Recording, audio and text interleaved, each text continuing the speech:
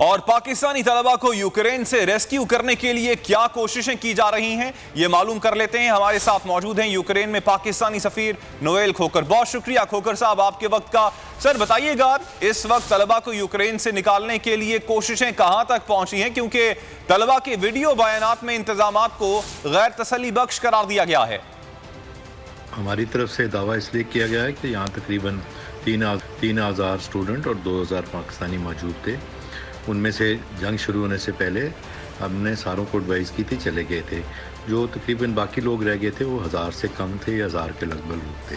इसमें से हमने 411 को पहले 48 घंटों में हमने इवैक्यूएट कर दिया था। कल शाम से बल्कि कल सुबह से आज सुबह तक तकरीबन 175 के करीब लोग हैं जो बॉर्डर पे मौजूद हैं। लेकिन जो हमारे बाकी स्टूडेंट्स हैं खार्किव में, सूमी में और वहाँ पे चूँकि जंग चल रही है, इसकी वजह से हमने उनको ताकीद की। अभी बहुत शुक्रिया नोएल खोकर साहब, आपने वक्त दिया बोल टेलीविजन को। सब्सक्राइब करें और बेल दबाएं ताकि कोई खबर रह न जाए।